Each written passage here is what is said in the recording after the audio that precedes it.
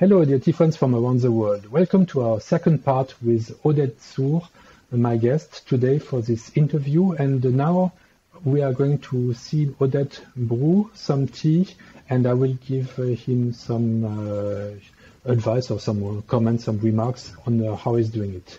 Oded, it's your turn now. Okay. I'm going to do my best with the earphones cable going here in the middle. Yeah, sorry for that.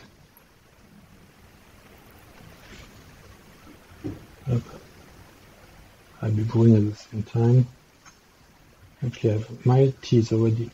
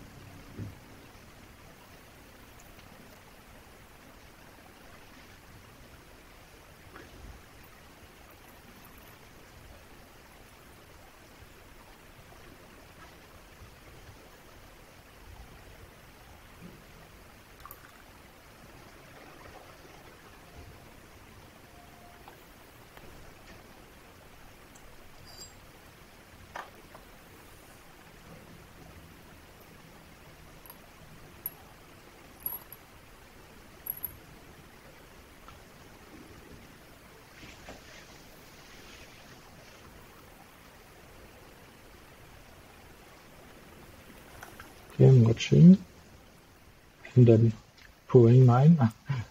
Go ahead. Don't let me distract you.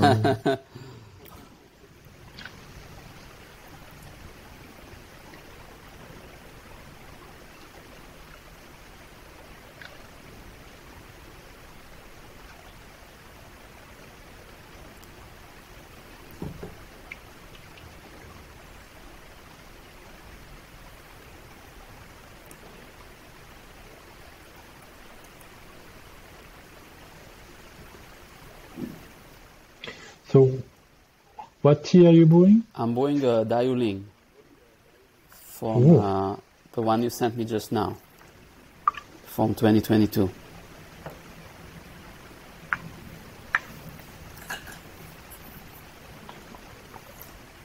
I thought that due to the occasion, it would be a fitting choice. A very good choice because I'm drinking Oolong too. There you go. We did not plan this, but les esprits se rencontrent, the spirits meet.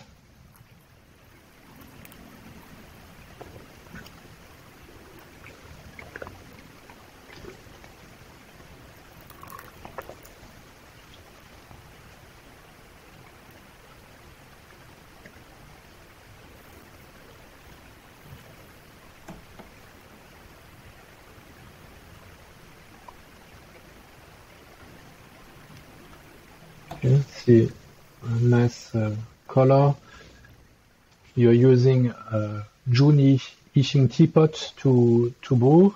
A teapot I know because I've sent it to you, and it has taken a very nice patina.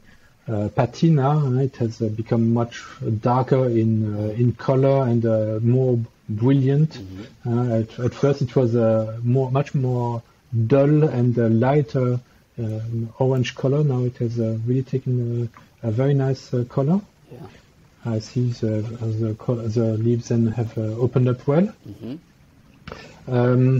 I see two things that I would recommend. Yeah. Now, especially now that the weather is turning colder and colder, and maybe. So sometimes in the morning, an apartment can be quite cold, especially in New York City in winter. New York apartments not being heated enough. That's what I tell my landlord all the time. Yeah, this is not Israel, she will tell you. You better get used to the cold. But a zhuni teapot is therefore very fragile because it's taking really a lot of heat, and the bigger the heat temperature, difference is between when it's cold and when it's getting boiling water. There is a risk of a thermal shock which could damage and actually break even your zhuni. So the first thing before preheating on the inside, you have to pour water on the outside. Now you've done it. You've done it later on when you were brewing the tea, but by the time it's already hot. So actually, to preheat it, you start by preheating it on the outside. That's very and only then on the inside. Okay. Because if you start on the inside, actually, the dilatation wants to open up, and that's when the crack happens. Whereas if you pour on the outside has lots of space to open up. It's the inside that has no space to open up and will crack with the outside. That's why to really protect and make sure that you're not breaking the teapot and crying afterwards, start with the outside. I will definitely cry. I will definitely cry. I can tell you that right now. That's so interesting. Thank you very much for sharing that. So even in Taiwan, I've had tea friends who have broken zhuni teapots because of that. So this is no. We laugh now, but if it happens, it can be really very painful. So and the second thing that I think you could do in the spirit of a better connection with the tea, of really feeling the tea, not just with your tongue and your palate and your nose. Actually, when you prepare the tea, of course, you first put it on your plate to have a look at it. But then I see that you've put it inside your teapot like this. Actually, the best thing to do is to put it in your hand, and then you can start to feel the tea in your hand. And with your body temperature, the leaves are going to start to be accustomed to a higher temperature. And also like this, when you make the leaves glide in the teapot, you are much more in control. It's much more sensual than if you do it with a plate or even these tea scoops that are designed for it. But actually, you are missing an opportunity to touch the leaves. And these leaves are hand-picked. They're also processed by hand. So it's normal that people touch them, and you don't have to be afraid of it. Of course, you need to have clean hands. Don't put your morning cream or aftershave on it before handling the tea leaves. But with normally washed hands, this is an opportunity to touch the leaves and feel them. And some leaves have a different feel than others, so you can already start to get a connection with the leaves by doing this, and you preheat them. So, Stefan, can I ask you a question?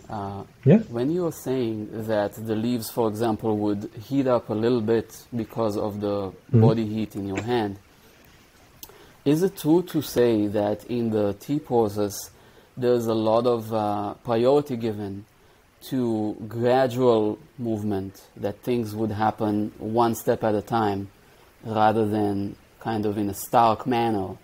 Because it sounds that way by what you're saying. Is that the case?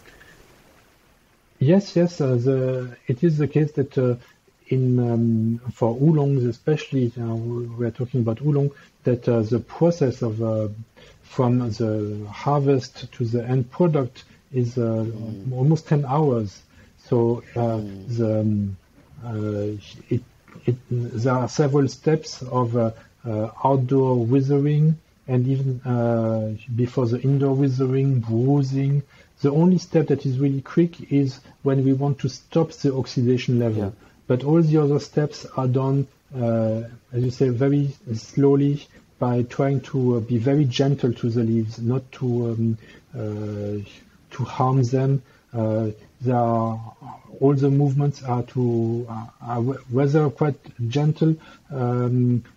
Maybe especially for high mountain oolong, we don't want too much oxidation, and therefore not too much bruising of the leaves.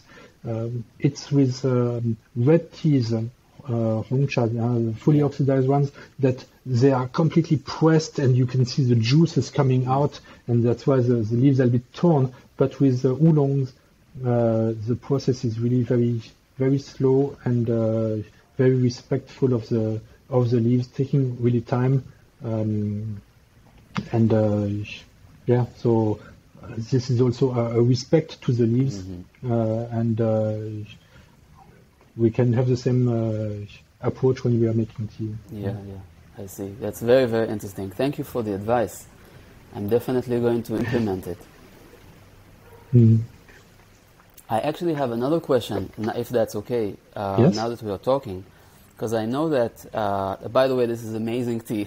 I mean, you would give me more advice if you were here and you would taste it, obviously. I'm sure that I did a lot more things wrong, but I can tell you that to me, it just, I did some things right too, because it tastes amazing. My question is, in the next brew, I always find that I'm not exactly sure how to go about it, because in the second brew, the leaves are already open, but with a teapot, they usually go a bit against the side of the spout, and then I want to, generally I'm trying to balance that out by taking the water direction at the spout, so then the leaves sort of balance back into the pot a little bit. But I also think that, or maybe I read that or something, that you want to have some kind of an equality in terms of heat distribution around the pot. So should I put all of the direction straight in direction of the spout, or should I go in a circle like so? How do you go about that? It always a bit depends on how the leaves have opened up, and if they sometimes maybe not with this kind of tea. With dialing, we usually don't overcharge the teapot that it becomes so full of leaves. Sometimes you would do this maybe with a bit lower grades or with some other oolongs, and then the leaves really take all the space, and then it's easier to do go around. But if they're really too much on one side, then you have to take this action to try to because anyway the center of your leaves is not in the center of the teapot, so you can still aim at the center of the leaves and try to, with the backdraft, that the leaves come back towards the middle, so that they can again open up in all directions. Maybe sometimes before you can also do a little bit like this, very gently after you have poured the water, in order to get the leaves also to come behind. Gently, don't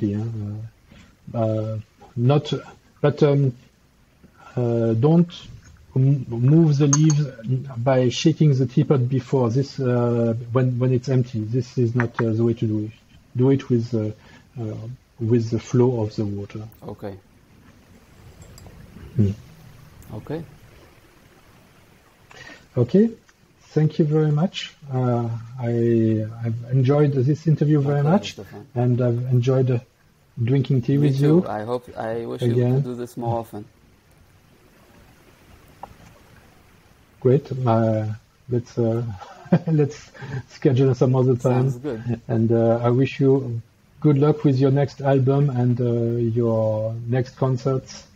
And I'll be keeping also an eye on what you are doing. Fun. And if I can just say, I want to thank you so much from the bottom of my heart for everything that you have taught me in all the years that we know each other, and all the tea that you sent me, because truly, without knowing you, this gift of tea, I don't think would have been in my life, and that would have been a very sad life to live. So I really want to thank you from the bottom of my heart for everything, that you have done for me. Oh. I appreciate it. Thank you so much. You've been a really great friend, my words, you were able to express your thanks. I cannot even express my thanks to you. So, toda. Thank you. Thank you so much, Stefan. Okay. Wonderful. Bye-bye. Take care.